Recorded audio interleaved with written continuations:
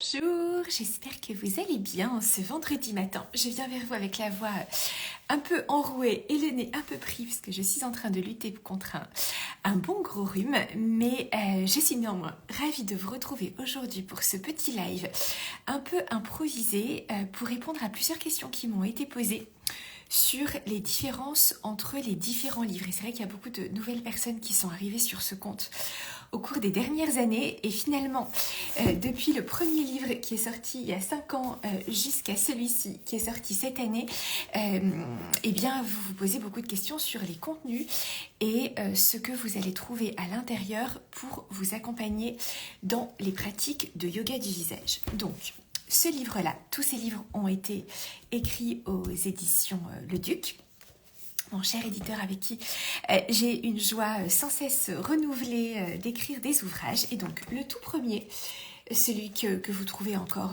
en librairie et sur les sites de vente en ligne, qui s'appelle Yoga du visage, 5 minutes par jour pour rajeunir.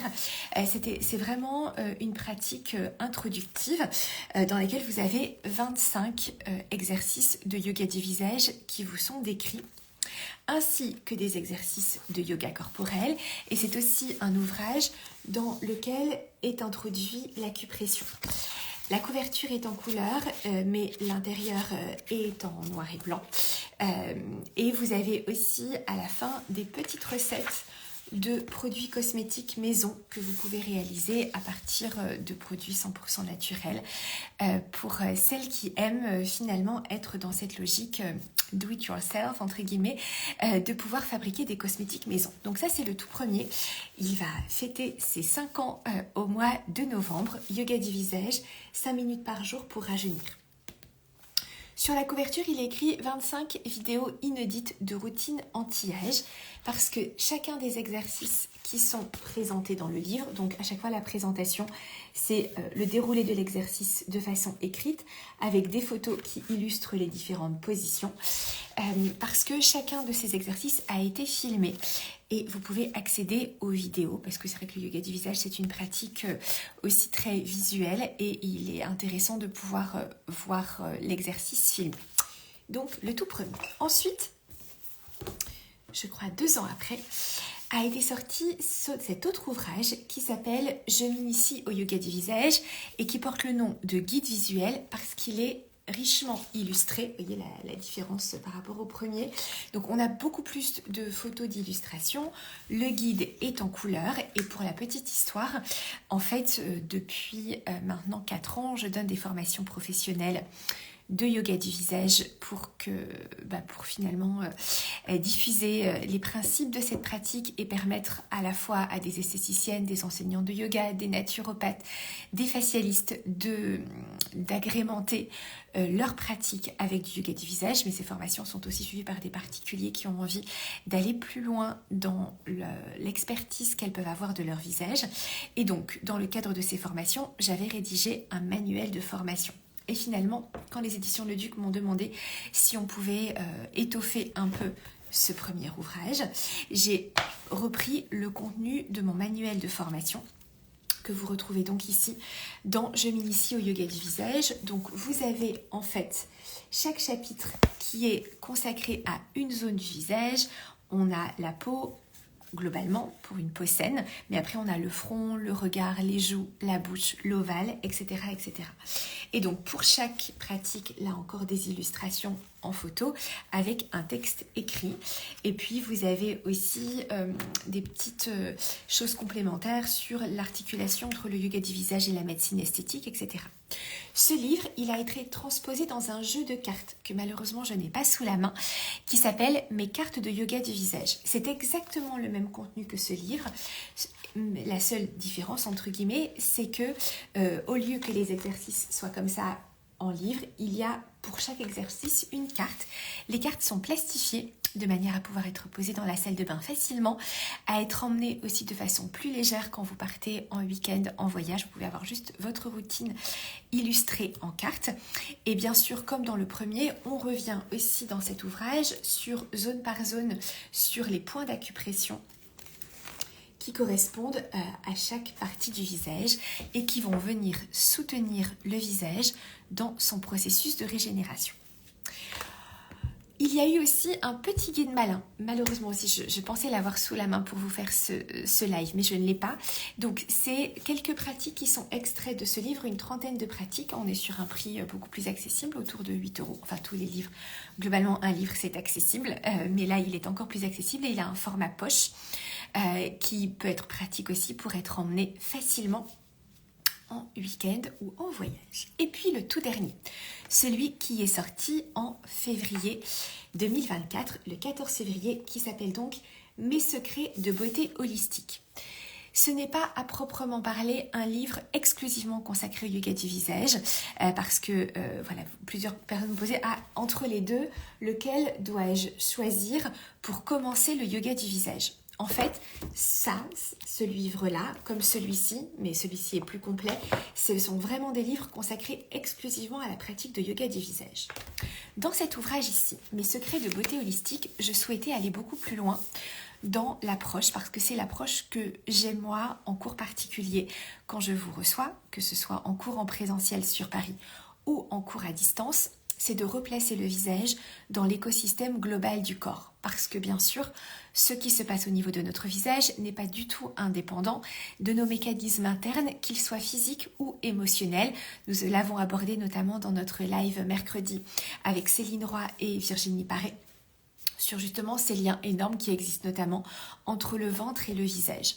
Donc ce qui se passe au niveau de notre visage dépend des grands équilibres de notre corps.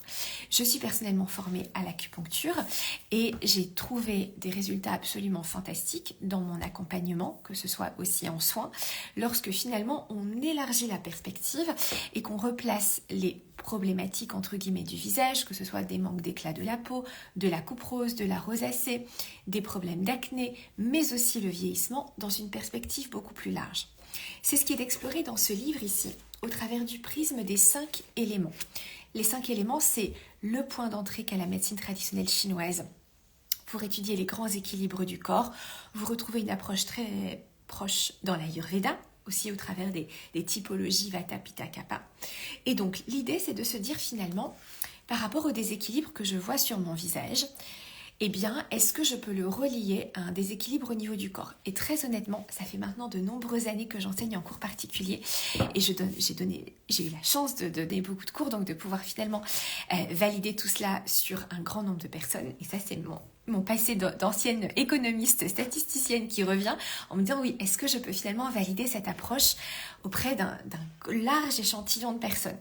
Et oui, j'ai été vraiment stupéfaite, positivement, très enthousiasmée de voir la véracité et la validité de cette approche. Et donc, dans ce dernier livre, qui est classé par éléments, qui est aussi illustré en couleur, eh bien, nous venons regarder pour chaque élément quels sont les déséquilibres qui sont associés au niveau du visage. Je vous prends un exemple. Les reins, qui sont associés à l'élément eau et qui sont considérés en médecine chinoise comme étant vraiment l'organe fondamental de la longévité. Nous avons exploré tout cela dans notre formation aussi symbolique du visage en médecine chinoise. On parle de Jing, une essence vitale, une énergie non renouvelable dont nous héritons de notre lignée.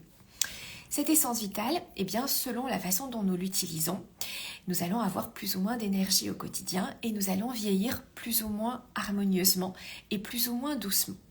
Quand nous entrons dans un déséquilibre de l'élément eau en lien avec ce duo d'organes Rin-Vessi, un certain nombre de signaux peuvent venir se manifester sur notre visage.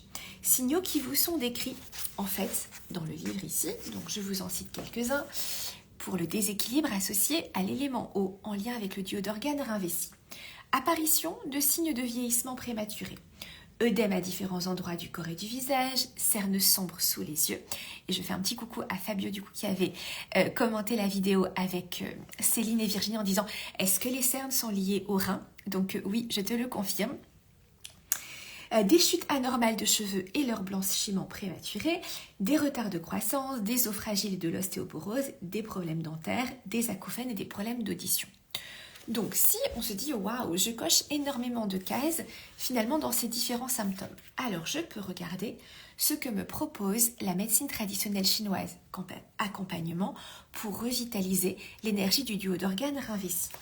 Il y a bien sûr des points d'acupression qui sont sur le visage, mais il y a aussi des points sur le corps notamment ici autour de la cheville pour l'élément eau, qui sont extrêmement précieux parce que des points sources, c'est-à-dire des points qui ont la capacité d'agir sur la trajectoire de l'énergie dans le méridien sur tout son trajet. Donc vraiment des grands points de revitalisation du corps. Et ça, on peut le faire comme une forme de cure pour essayer vraiment de retrouver l'énergie.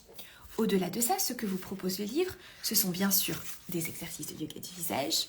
Je n'aurais pas pu écrire un livre sans vous proposer des exercices de yoga du visage, mais le complément aussi, parce que je trouve qu'il est fantastique, est dans la pratique et l'application du face taping, qui sont ces petites bandes colorées qui viennent disons des thérapies corporelles, kiné, ostéopathie, chiropraxie, etc., et qui ont été transposées en fait au niveau du visage pour aider à travailler sur les circulations des fluides. C'est notamment le cas de cette pose ici pour les yeux, mais également sur la rééducation, le défroissage des fascias, qui sont cette enveloppe qui recouvre l'intégralité de notre maillage musculaire et qui enregistre toutes les mémoires de nos tensions musculaires et émotionnelles.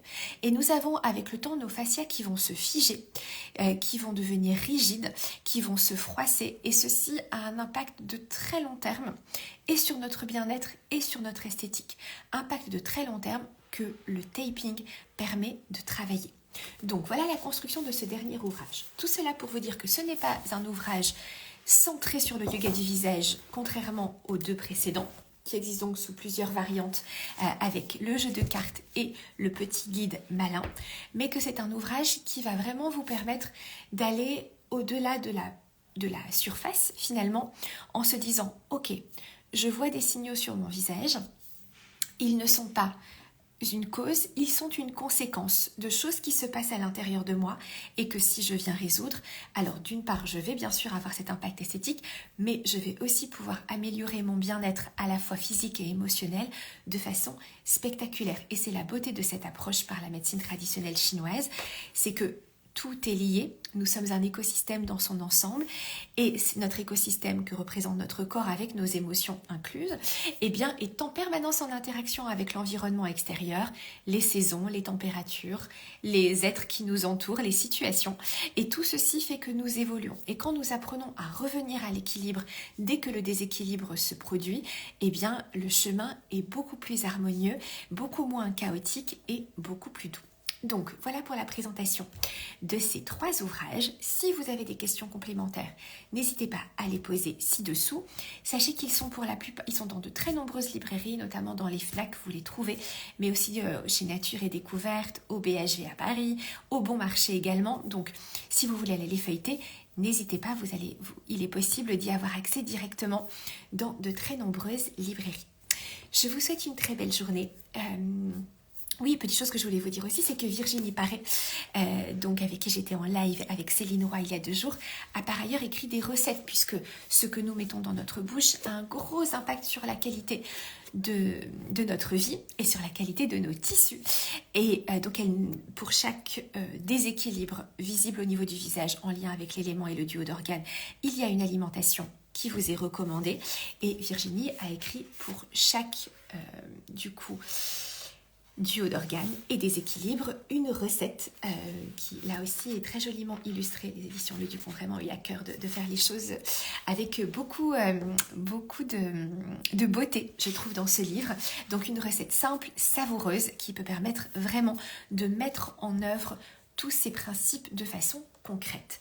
Parce que moi j'adore les livres comme support, c'est vrai que je suis beaucoup présente en vidéo auprès de vous parce que nous sommes dans un monde très visuel aujourd'hui, mais je trouve que le livre par rapport à une vidéo, et j'en parlais justement avec Virginie au téléphone il y a 2 jours, permet vraiment d'avoir une assimilation très en douceur de l'information, et à chaque fois il y a quelque chose d'autre finalement qui passe dans la lecture du livre, et c'est vraiment l'idée aussi de ce dernier ouvrage, c'est de vous donner beaucoup d'informations pour que vous développiez votre autonomie. Et je trouve que c'est la force que nous devons rechercher aujourd'hui, c'est finalement de se reconnecter au corps de manière à le connaître et ainsi de pouvoir l'accompagner au mieux et d'être notre meilleur ami à la fois sur le plan du corps comme sur le plan des émotions. Je vous souhaite une très belle journée, un excellent week-end, de très belles lectures et je vous dis à très vite.